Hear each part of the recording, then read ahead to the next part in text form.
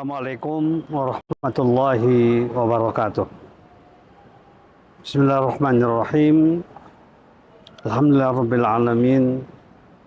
Wassalatu wassalamu ala asyrafil anbiya'i wal mursalin Sayyidina Muhammadin wa ala alihi washabihi ajma'in. La haula wa la quwwata illa billahil azim. Tugas dakwah adalah tugas kita semuanya. Apapun posisi, jabatan, dan kedudukan kita, kita wajib sesuai dengan kemampuan kita untuk ikut berpartisipasi dalam kegiatan dakwah. Apalagi melalui dakwah melalui televisi, misalnya melalui Kalam TV.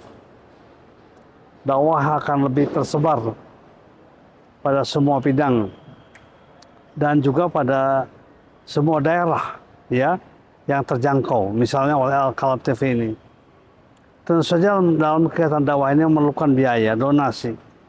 Oleh karena itu saya mengajak kepada saudara sekalian, kaum muslimin, kaum muslimat, mari kita bantu. Mari kita dukung Kalam TV ini. Dan saya mengajak kepada jamaah sekalian untuk ikut berpartisipasi aktif, apalagi dalam bulan suci Ramadan ini, untuk memberikan bantuan, donasinya, dananya, infaknya.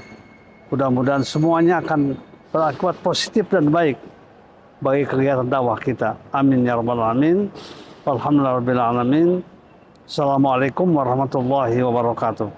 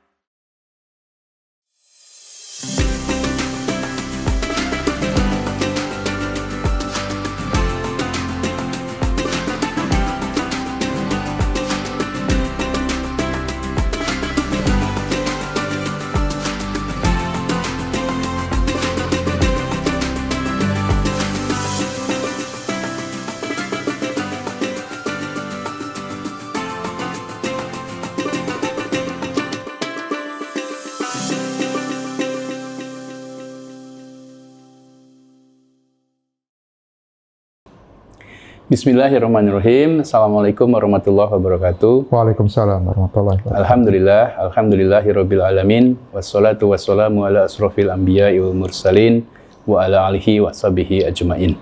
Asyhadu an la ilaha illallah wahdahu la syarikalah wa asyhadu anna Muhammadan abduhu wa rasuluh la nabiyya ba'dah.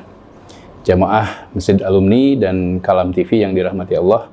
Alhamdulillah kita bisa berjumpa kembali dalam acara kita kajian Ba'da Syuruk di bulan suci Ramadan ini, dan insya Allah hari ini kita kembali akan menggali ilmu-ilmu dari guru kita, dan kesempatan kali ini guru kita adalah Ustadz Iman Hilman. Assalamualaikum Ustadz. Waalaikumsalam warahmatullahi wabarakatuh. Damang ya Ustadz ya? Alhamdulillah baik. Alhamdulillah. Nah, Ustadz Iman Hilman ini adalah Ketua Yayasan Masjid Alumni IPB. Selain juga tentu aktif di beberapa lembaga, di IKD juga Ustadz ya? Iya, di IKD dan yang lainnya. Kesempatan kali ini kita akan membahas tentang pinjol. Islam menjawab fenomena pinjol. Jadi pinjol ini luar biasa sekarang, sebuah fenomena yang mengerikan. Iya, Ustadz ya? Sangat mengerikan. Ya, mengerikan. Maka Ustadz, ya, silakan. Baik, terima kasih Ustadz Supardi. Assalamualaikum warahmatullahi wabarakatuh. Jamaah sekalian yang dimuliakan Allah,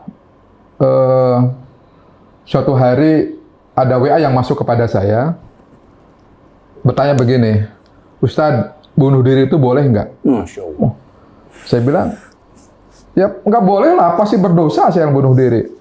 Terus saya tanya, antum memang sebenarnya ada apa?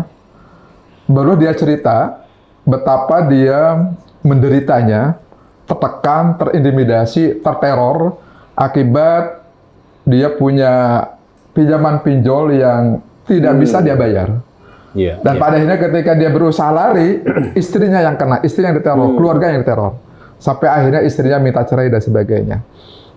Dalam posisi kemudian dia sudah nyerah, nggak bisa melakukan apapun, dia berpikir untuk bunuh diri.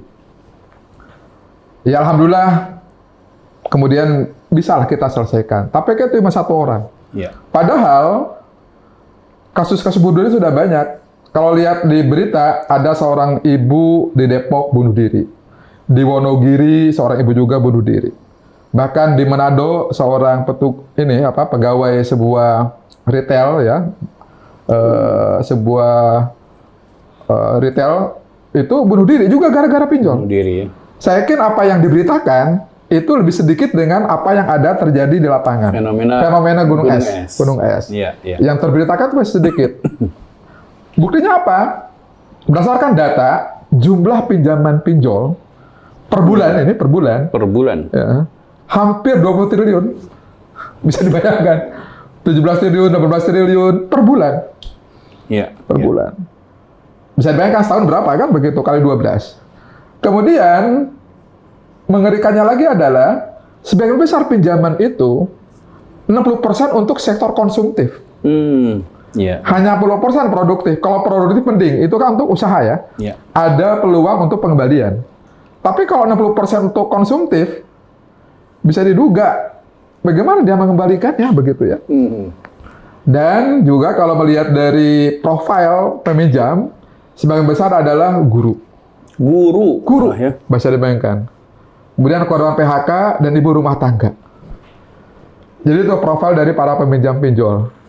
Nah, jadi ini memang fenomena yang luar biasa. Dan bahayanya pinjol itu adalah kenapa kemudian pinjol itu menjadi fenomena yang mengerikan? Karena memang orang itu kemudian minjem dengan cara yang mudah.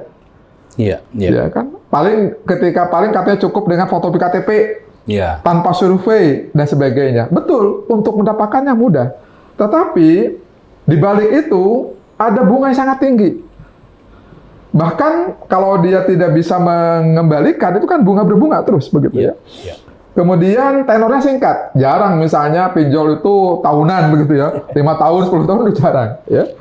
Kemudian karena memang kebanyakan, dan ini mirisnya adalah memang kebanyakan orang minjem pinjol itu bukan dari menengah ke atas.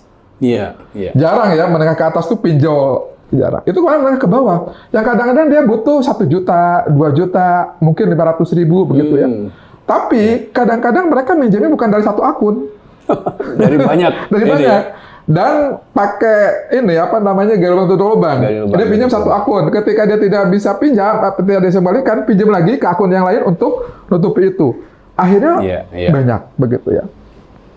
Jadi, dan untuk yang memang pinjol ini tidak semuanya ilegal ya. Ada yang legal.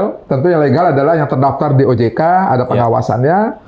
Nah, kita bicara banyak juga yang pinjol ilegal, ya. Masyarakat tuh kan tidak mengerti, tidak paham begitu ya. Ini legal atau ilegal begitu ya.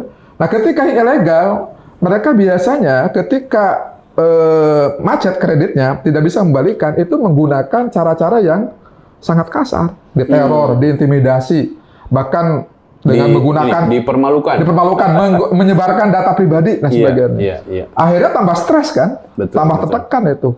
Akhirnya ya udah banyak yang kemudian berpikir pendek ya, bunuh diri, menyelesaikan masalah, padahal bukan masalah di akhiratnya nanti begitu ya.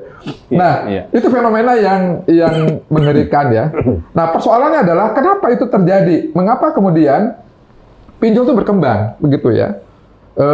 Sebenarnya fenomena kredit itu dari dulu ada. Sudah ada ya. Dari dulu, ibu-ibu tuh dulu ketika beli panci, beli kompor, itu kan kredit. Tapi caranya baik ya. Artinya baik si peminjam maupun dia yang meminjamkan itu memang komitmennya untuk saling tolong-menolong begitu ya. Dan tidak ada masalah. Sesuai kebutuhan ya. Sesuai kebutuhan. Misalnya ketika butuh panci ya butuh panci aja gitu kan. Dan bayar cuma sehari 1.000. Dan si penagihnya juga dengan ceria, Bu, bayar nih 1.000 gitu. Nggak dibayar udah besok gitu kan, gitu. Iya. Tapi sekarang ini tentu berbeda. Kenapa? Yang pertama memang sekarang menggunakan teknologi informasi. Ya, perkembangan teknologi informasi itu yang kemudian cukup masif ya. Di sisi lain, kita ini masih rendah literasi digitalnya, ya. Literasi digital masih rendah. Banyak orang yang tiba-tiba ketika tawarin dari medsos itu WA atau Instagram, enak nih, mudah gitu ya minjemnya, itu kan gampang tanpa survei begitu kan. Bunganya kecil. Bunganya kecil padahal itu dihitung per hari. Kalau malah dihitung per bulan itu cukup gede begitu ya, seperti itu. Jadi memang literasi masyarakat juga rendah. Ditambah lagi dengan ya sekarang kita akui kondisi ekonomi kita tidak sebaik-baik aja. Artinya imbas dari pandemi kemarin itu belum begitu pulih ya. Belum begitu pulih. Masih banyak ya yang kemudian masih terpuruk secara ekonomi, bisnisnya dan sebagainya. Ya, itulah kondisi yang ada. Ditambah lagi juga dengan gaya hidup masyarakat yang lebih besar pajak dari tiang. Pendapatannya hanya 2 juta, tapi gaya hidupnya bisa 4 juta, 5 juta. Nah, itu yang kemudian itu memperparah, sehingga meminjam itu sesuatu yang jadi gaya hidup. Ya, gaya hidup. Apalagi ketika pinjol berkembang ini juga, mohon maaf, pemerintah juga tidak terlalu ketat di dalam pengawasannya ya, terhadap pinjol ilegal. Kalau yang pinjol legal tentu ada pengawasan. Tapi ilegal ini bagaimana? Kan nggak bisa diawasi. Nah, ini yang kemudian harus kita perbaiki bersama ya. Jadi ini memang banyak faktor. Nah, berkaitan dengan gaya hidup ini, sebenarnya Islam boleh nggak sih minjem gitu ya? Boleh nggak sih Islam itu minjem? Ya boleh. Istilahnya pinjam-pinjam itu sesuatu yang biasa. Bahkan di zaman Rasulullah pernah pinjam kok.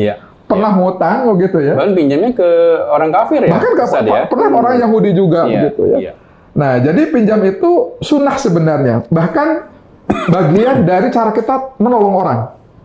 Orang ketika butuh, ya mungkin kita nggak bisa ngasih, tapi dengan dia minjam, kemudian kita berikan pinjaman, nah itu jadi cara menolong, dan itu pahalanya besar. Ya, tapi yang jelas, yang tidak boleh adalah pinjaman yang kemudian menguntungkan si peminjam, dalam arti ada ribanya, itu yang tidak boleh.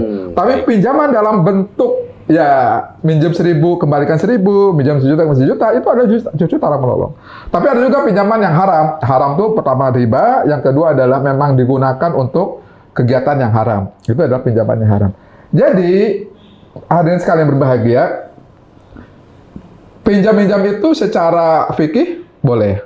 Bahkan sunnah ketika memang, bahkan wajib ketika ada orang yang membutuhkan. Misalnya, ada orang yang nggak punya pakaian, wajib tuh kita ngasih pinjaman kain untuk menutupi pakaiannya. Ketika ada yang sangat kelaparan, ya kita wajib tuh ngasih bantuan makanan seperti itu. Tapi yang jangan pertama ada unsur riba, yang kedua jangan gaya hidup.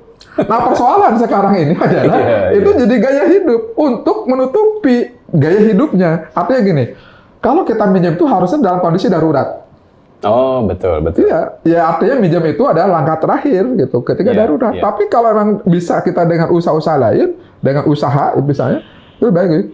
Jadi jangan sampai minjem itu jadi gaya hidup gitu kan, seperti itu. Ini yang kemudian jadi masalah. Nah, tentu kita tidak bisa menyalahkan mereka ya. Tidak bisa menyalahkan masyarakat yang kemudian tergantung sama pinjol. Ya. Karena mungkin nggak ada pilihan lain Pak Supardi. Nah sekarang misalnya ketika saya butuh uang nih 1 juta, misalnya untuk kesehatan, untuk pendidikan, nggak ada uang, minjem ke bank susah Pak. Nggak akan dapat itu. Mungkin nggak dapat 1 juta, apalagi mungkin butuh jaminan gitu ya, butuh agunan. Ya mungkin bank juga kalau cuma 1 juta juga malas ngurusnya. Betul. Biaya adminnya lebih tinggi. Mau ke koperasi, belum tentu tidak ke koperasi. Pinjam ke keluarga mungkin sudah malu, mungkin sudah sering juga pinjam. Ke tetangga juga demikian. So, kalau misalnya seperti itu, kemana?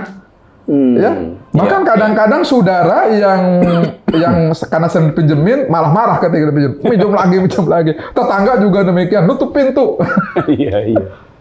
Kalau ada saudara kita seperti itu, butuh uang 50.000, butuh uang 1 juta, 2 juta, misalnya ketika butuh untuk kesehatan, terdesak, untuk anak sekolah, untuk renovasi rumah yang hampir ambruk misalnya. Iya, Atau untuk sekedar modal kerja, dia ingin usaha, ingin jual gorengan, apa, mungkin cuma 1 juta, minjem kemana? Nah, ketika tidak ada lain, tiba-tiba datang SMS, WA, atau datang langsung nawarin, nih ada pinjaman dengan iming-iming bunga rendah pada harian, kemudian dengan cara gampang tinggal store foto KTP dan sebagainya tanpa survei, besok langsung ditransfer. Ya orang itu kemudian dilakukan. Iya, iya. Gitu ya. Nah, jadi kita tidak bisa menyalahkan ya para kemudian orang-orang yang meminjam pinjol itu seperti ini. Lantas persoalannya Ini sekarang fenomenanya fenomena yang hadir mungkin menjadi akibat dari produktivitas ya Ustadz ya. ya, Artinya ketika produktivitas kita kemudian juga stagnan atau bahkan menurun, iya, kondisi perekonomian juga lesu gitu ya. iya. Negara kita juga Ya, ada sih bansos dan sebagainya, tapi iya, belum tentu iya. juga bisa menyelesaikan. negara kita juga berutang. Oh, berutang banyak juga. Berutangnya juga Utangnya ribuan besar gitu triliun, ya. iya betul. Nah, itu fenomena makronya Secara mungkin itu makro yang seperti itu. terjadi Jadi, ya. secara makro seperti itu. Secara mikro banyak masyarakat yang kemudian ya kondisinya sudah PHK apa gitu korban ya. PHK kemarin ya. Kemudian ya misalnya walaupun dia kerja bisa jadi pendapatannya Iya, iya. ya tidak bisa menutupi. Dan ada satu fenomena Ustaz. Apa lagi? Di dunia bisnis itu, sekarang saya lihat pemain-pemain besar itu, Iya. pebisnis-pebisnis besar itu tuh turun ke bawah gitu. Jadi dia main gerobakan juga, Oh, jadi iya. kaki lima juga gitu. Padahal itu kan Merambah juga bisnis betul, ini seharusnya betul. UMKM gitu ya. Wilayahnya masyarakat kecil gitu ya. Betul, betul. Akhirnya karena mereka modalnya kuat, Iya. bisa jadi mereka kemudian lebih Langsung lebih mengalahkan. lebih bisa mengalahkan sementara masyarakat kecil yang modalnya kecil Iya. akhirnya terkalahkan. Iya, Nah, itu iya. memang oke ya, di satu sisi itu harusnya ada regulasi pemerintah ya yang mengatur itu. Tapi jamaah sekalian berbahagia. Nah, ini apa? Ada nggak sekarang? Nah, sekarang Islam seperti apa nih? ada nggak solusi gitu Iya, kan? iya. Solusi. Nah, ada beberapa solusi yang kemudian itu kan ya kepada masyarakat nih, bagaimana caranya supaya tidak terjerat pinjol. Nah, yang Iya. pertama, Ini pinjol ribawi ya Ustaz ya? pinjol Iya, ribawi. maksud ya? Pinjol ribawi. Kita bicara tentang pinjol ribawi ya. Iya. Ada juga kan pinjaman online syariah. Iya. Oke, saya kira ketika syariah dilaksanakan dengan baik, insya Allah tidak menimbulkan dampak yang jelek ya. betul, betul. Kecuali kalau dia memang niatnya untuk niatnya. Tapi kalau secara umum, ketika dilaksanakan syariah itu insya Allah baik. Nah, ini adalah pinjol ribawi yang memang bunganya tinggi, tenornya singkat, Iya. dan menggunakan cara-cara yang kemudian udah haram. Nah, sekarang apa yang harus dilakukan? Paling tidak, solusi pertama untuk target pinjol nih, kepada masyarakat yang Iya. menjadi target pinjol. Yang pertama adalah bagaimana kita meningkatkan motivasi mereka untuk meningkatkan etos kerja. Betul, betul. Etos kerja, ya Iya. terus terang saja, kata orang, masyarakat kita ini termasuk yang masyarakat yang santuy. Agak malas ya, apa tuh agak malas. Iya. Lihat aja fenomena di kantor deh. Datang jam 8, mungkin baru kerja jam 9. Ngopi dulu. Ya.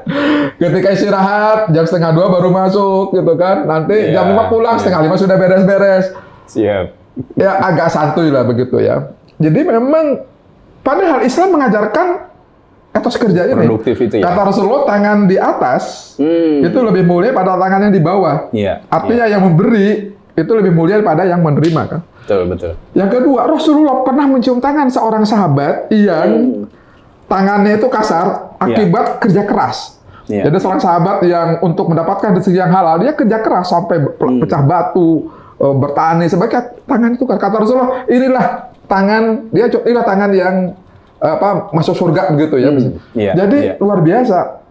Bahkan ya Allah dan Rasulnya itu adalah menyuruh kita kepada kita untuk bekerja, beramal, bekerja. Jadi mengurangi malah, bahkan ada doa yang khusus kita minta agar terhindar dari rasa malas. Allahumma inna minal haji, minal aji wal kasal. Ya. Jadi lindungi dari sifat lemah dan juga sifat malas begitu ya. Jangan sampai kita menjadi orang yang sama malas. Kemudian adalah bagaimana tidak menjadikan utang sebagai gaya hidup. Iya, iya.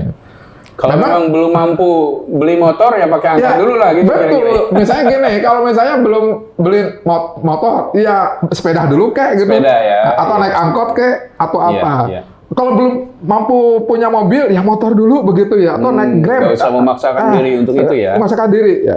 Dengan gaya hidup lah. Handphone ya cukup lah yang biasa, jangan terlalu yang canggih. Kalau memang kita Cina belum ini sanggup. maksudnya, handphone Cina.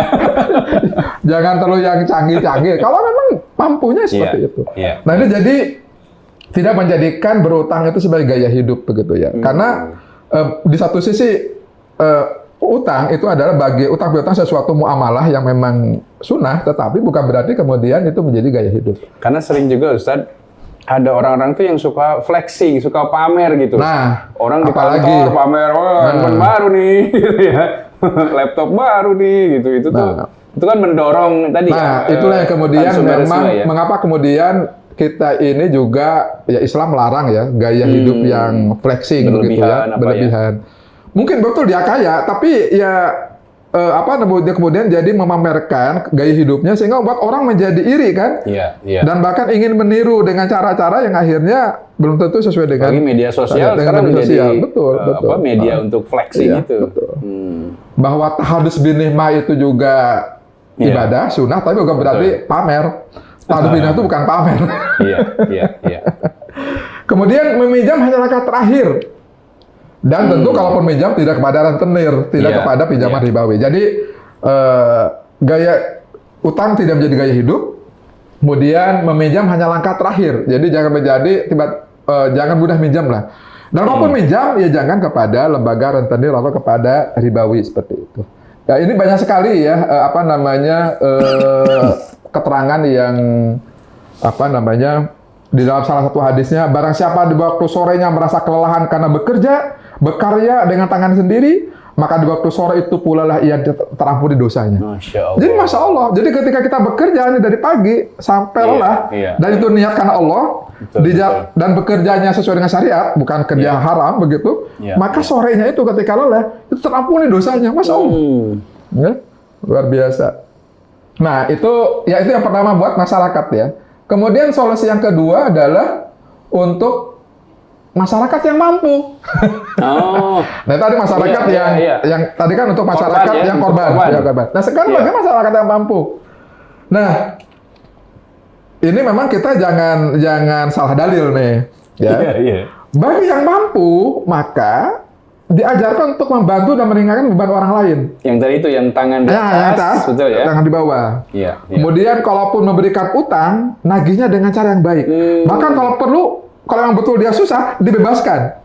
Nah ini tapi dalilnya jangan salah, jangan terbalik.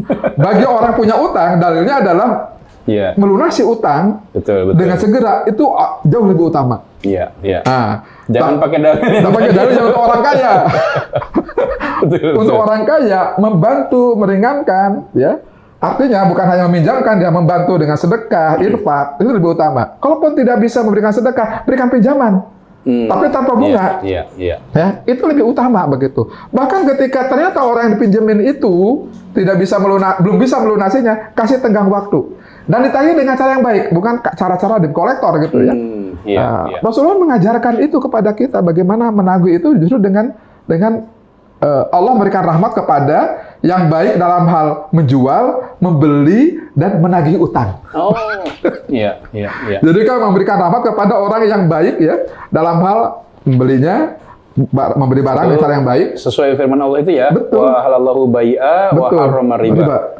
Allah menghalalkan jual beli dan mengharamkan riba. Jadi yang pelaku pinjol ini, korban ini, selain dia menderita secara finansial, sebetulnya juga ia menanggung dosa yang besar, betul. Dia juga pelaku dosa begitu ya. Karena yang terkena dosa bukan hanya yang memberikan pinjaman, yang minjamnya pun ya sama dosanya begitu ya. Bahkan yang mencatatnya pun. Jadi bagi orang kita kena dosa juga nggak Ustaz? Kalau kita diam saja gitu melihat, tetangga kita lagi ditagih pinjol tuh, udah biarin aja lah gitu ya. Mungkin seharusnya bisa jadi kita terkena dosa ketika kita membiarkan misalnya ada tetangga kita yang itu tadi nih, kita tahu dia sedang butuh. Ya makanya oleh karena itu, ini masyarakat kita juga butuh kesadaran mungkin kepekaan. Ketika ada tetangga kita mungkin dia nggak ngomong begitu ya langsung, tapi kita tahu dia punya gejala-gejala nih. dan sedang butuh, ya kita harus nanya. Kemudian apa yang bisa kita bantu? Nah gitu ya. Nah ini, jadi jadi bagi yang mampu adalah bagaimana bisa nolong. Ya syukur-syukur kalau dia memberikan infak, sedekah, zakatnya begitu ya. Kalau dia memang sudah mustahik kan zakat bisa. Mungkin itulah kenapa Islam itu sangat menganjurkan hidup kita itu harus berjamaah ya Ustaz ya. Betul, betul. Ya, karena kalau berjamaah artinya dekat ya, begitu ya. Betul. Memahami kondisi tetangga dan seterusnya itu ya. Ya minimal orang tuh berjamaah ke masjid lah, gaul dengan orang masjid ya. Ketika saya berjamaah di masjid kan orang kenal dengan tetangga, jadi tahu si A sedang susah. Kalau sedang nggak mungkin kalau jarang ke masjid, jarang bergaul, orang nggak tahu, tetangganya nggak tahu bahwa dia sedang sulit begitu ya. Iya. Yang kedua dianjurkan untuk membuka, ini ahlinya wirausaha nih, membuka lapangan usaha. Jadi orang-orang kaya ketika dia punya modal, mohon maaf ya, jangan ditabungkan di bank sampai puluhan miliar, ngendap tuh uang. Atau, oke, saya bisnis kok, investasi di mana? Di pasar saham. Kalau pasar sahamnya untuk mendapatkan dividen, syirkah, itu nggak apa-apa. Tapi sekarang kan, mohon maaf, orang bermain di pasar saham itu kan untuk mendapatkan capital gain. Menggoreng itu, goreng. Hari ini beli saham, besok ketika naik tuh. Bukan itu, itu namanya ekonomi yang non-real. Islam itu mengajarkan ekonomi yang real, ekonomi produktif. Jual beli itu tadi ya? Jual beli atau investasi. Misalnya bikin pertanian, perkebunan, peternakan, industri, pengolahan hasil. Sehingga merupakan lapangan pekerjaan. Jadi ini adalah luar biasa. Ketika orang itu berusaha membuka lapangan pekerjaan, itu kan memberikan rahmat ya. Kepada sebagai banyak orang. Jadi, wahai orang-orang kaya, kalau punya uang, investasikan pada ekonomi yang real. Boleh aja di bank sekedar nabung sekedar untuk darurat, tapi jangan sampai, mohon maaf, investasi kalau untuk deposito berapa sih bunganya? Atau bagi hasilnya? Berapa? Justru lebih bagus kalau untuk usaha. Jadi bagi wahai orang-orang kaya yang punya itu, investasikan di ekonomi yang real. Bukan ekonomi yang non-real. Kalau non-real itu tadi, coba sehari di bursa efek kita tuh berapa triliun per hari? Banyak. Belum di bursa komoditas, belum bursa uang, ya, falas. Itu triliunan, Pak Supardi. Tapi kalau itu kemudian dikembangkan di sektor real, ya, buka lapangan usaha, apakah itu perdagangan atau jasa atau industri, minimal 3 itu ya. Ada industri, pengolahan hasil, jasa, buka rumah sakit, buka apotek, sebagainya ya. Atau perdagangan retail, atau misalnya di bidang pertambangan, pertanian yang berbasis alam, itu lapangan pekerjaan. Dan hasilnya jauh lebih berkah dan lebih tinggi pasti. Lebih tinggi dan lebih berkah begitu ya. Nah, jadi ini yang harus dilakukan oleh orang-orang kaya. Nah, siapa lagi yang punya kewajiban untuk memberikan solusi kepada ini adalah solusi kelembagaan, Pak Supardi. Yang tadi perorangan. Gitu ya. Jadi yang pertama adalah ini masyarakat yang kena pinjolnya, bagaimana dia dididik untuk punya etos kerja, bekerja keras. Hidup makin hemat lah. Hidup makin hemat, tidak bergaya utang. Kalau peminjam jadi solusi terakhir gitu ya. Bagi orang yang kaya, yang punya duit, silahkan kasih bantuan, kasih pinjaman tanpa bunga. Atau buka lapangan usaha sebanyak mungkin. Baik. Nah, solusi kelembagaan adalah ini, kita kan punya instrumen sebenarnya. Disebut dengan namanya Qardul Hasan, pinjaman kebaikan. Nah, ini yang sekarang belum berkembang nih, mohon maaf, belum berkembang. Betul. Ke bank, nggak mungkin dong ke bank minjam Qardul Hasan. Bahkan kadang-kadang, mohon maaf, ada masjid yang mungkin di kasnya itu ratusan juta. Tapi ketika ada jamaahnya yang butuh uang, masjid seolah-olah, ini uang masjid nggak boleh dipinjemin. Seolah-olah begitu. Itu dana umat. Nah, saya mengajak nih kepada pengurus masjid, ya, pengurus lembaga pendidikan, komunitas, yuk kita kembangkan uang-uang yang kemudian, misalnya dari uang infak ya, infak sedekah dikumpulkan. Nah, kemudian itu dikelola menjadi pinjaman kebaikan. Mungkin pinjaman 1 juta, kembali 1 juta, 2 juta, kembali 2 juta. Alhamdulillah, di Masjid Alumni 2 tahun yang lalu di bawah koordinasi pimpinan Pak Supardi kita sudah mengembangkan program Qardul Hasan ini, sudah ratusan orang ya yang menerima manfaatnya. Nah, saya mengajak masjid-masjid yang lain, lembaga pendidikan atau juga badan amil zakat atau lembaga amil zakat. Artinya tidak sekedar kalau zakat jelas memang harus diberikan langsung kepada mustahik ya. Tapi infak sedekah atau dana hasil wakaf hasil perputaran wakaf itu kan bisa dijadikan program Qardul Hasan ini. Sehingga ada solusi bagi masyarakat. Kita nggak bisa, jangan pinjol, itu haram, riba. Itu masyarakat bilang, Terus bagaimana? Terus bagaimana? Kalau saya pinjam kemana yang tidak riba? Betul. Ada nggak yang bisa memberikan pinjaman tanpa bunga? Di situ kita menjawab. Nah, saya kira ini yang kemudian mudah-mudahan menjadi solusi. Jadi saya mengajak, yuk kas-kas masjid yang begitu banyak ini, tidak numpuk di kas begitu, kita daya gunakan salah satu untuk jamaah. Bayangin kalau semua masjid punya tanggung jawab moral seperti itu, minimal masyarakat di sekitarnya dalam radius sekian ratus meter, misalnya ada sekian ribu jiwa yang bisa tertolong. Hampir setiap penjualan itu luar biasa. Lembaga pendidikan minimal guru tadi tuh. Guru yang menjadi segmen pengguna terbesar pinjol. Kalau sebuah lembaga pendidikan juga mengumpulkan infak sodakohnya, dari pengurus yayasan, pembina yayasan, dan guru-gurunya, untuk diputar menjadi pinjaman kebaikan untuk guru-gurunya, mereka terimbas dari ini. Dan kita juga dorong juga wakaf, wakaf produktif terutama ya. Bayangin aja di Madinah ada hotel namanya Hotel Utsman bin Affan, itu wakaf dari hotel. Bayangin aja sudah ratusan tahun tuh pahalanya mengalir terus ya. Di Mekah ada Hotel King Abdul Aziz ya, itu wakaf dari Raja Saudi Arabia Abdul Aziz. Nah, bayangkan kalau kemudian wakaf produk itu kan berarti luar biasa, membuka lapangan pekerjaan. Betul. Hasilnya juga untuk kepentingan umat. Jadi kita dorong ini semuanya sehingga kita tidak lagi hanya sekedar mengeluh, tidak lagi sekedar menggerutu atau mencaci maki kenapa pinjol ini sampai triliunan tiap bulan. Begitu banyak orang terkena pinjol, begitu banyak orang kemudian akhirnya terkorban bunuh diri. Bahkan saya pernah datang ke sebuah desa Pak Supardi ini. Waktu itu ingin mau ada PKM ya, pengabdian pada masyarakat. Saya sampaikan program-program yang akan saya lakukan. Tiba-tiba ibunya ngacung, salah seorang ibu ngacung. Pak, mohon maaf, saya rasanya belum butuh itu.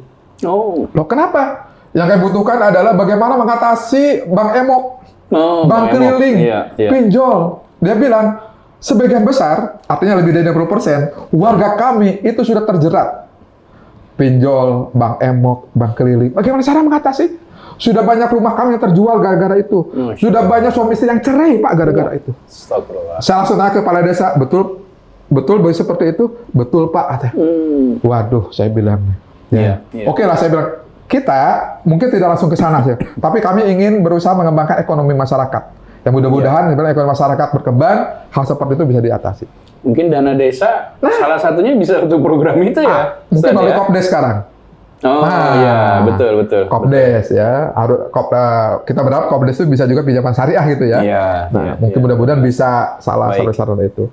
Jadi jamaah sekalian, itulah Islam sebenarnya ajaran yang sempurna, ajaran sumuliyah, bukan hanya mengatur urusan ibadah mahdhah kepada Allah, tapi juga urusan muamalahnya diatur, bahkan urusan sekecil apapun, bahkan ketika kita mau masuk WC pun diatur sebesar ya. Apalagi urusan besar seperti ini. Jadi Islam punya solusi. Yuk, Bapak Ibu sekalian, pengurus masjid, pengurus komunitas, pengurus majelis taklim, pengurus lembaga keuangan, pengurus badan ambil zakat, lembaga ambil zakat. Sekarang kita bersama bahu-membahu bagaimana cara mengatasi pinjol ini. Salah satunya adalah kita mengembangkan pinjaman kebaikan keluasan. Saya kira itu demikian Pak Supardi. Siap. Terima kasih. Alhamdulillah, jemaah sekalian, selesai sudah bahasan kita tentang fenomena pinjol dan bagaimana Islam menghadirkan solusinya. Nah, ini memanggil partisipasi kita sebetulnya. Jadi ketika sudah tahu prinsipnya, sudah tahu fenomenanya, masalah yang ada di masyarakat, ayo kita yang bergerak gitu ya. Kita yang fastabiqul khairat, Ustaz ya. Ini ya, berlomba-lomba untuk menjadi solusinya. Insya Allah ya, bismillah. Baik, saya tutup kajian kita kali ini. Terima kasih banyak. Assalamualaikum warahmatullahi wabarakatuh. Waalaikumsalam warahmatullahi wabarakatuh.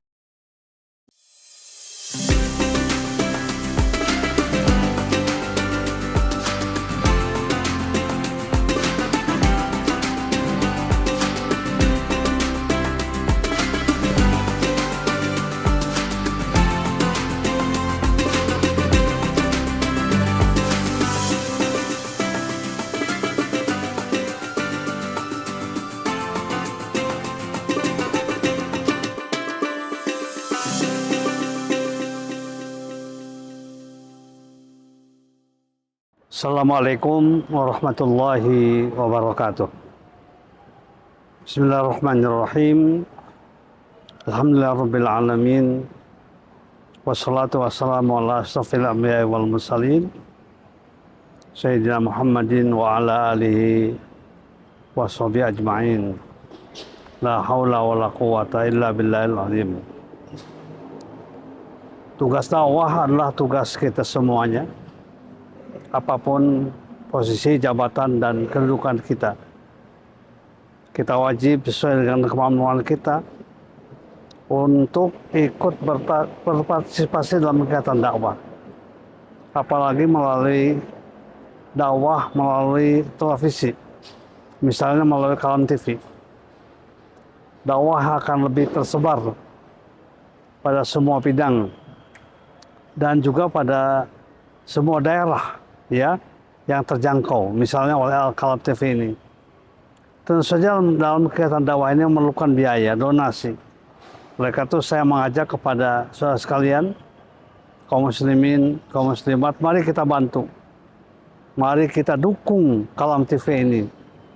Dan saya mengajak kepada jamaah sekalian untuk ikut berpartisipasi aktif, apalagi dalam bulan suci Ramadan ini, untuk memberikan bantuan, donasinya, dananya, infaknya. Mudah-mudahan semuanya akan berakibat positif dan baik bagi kegiatan dakwah kita. Amin ya rabbal alamin. Walhamdulillahirabbil alamin. Assalamualaikum warahmatullahi wabarakatuh.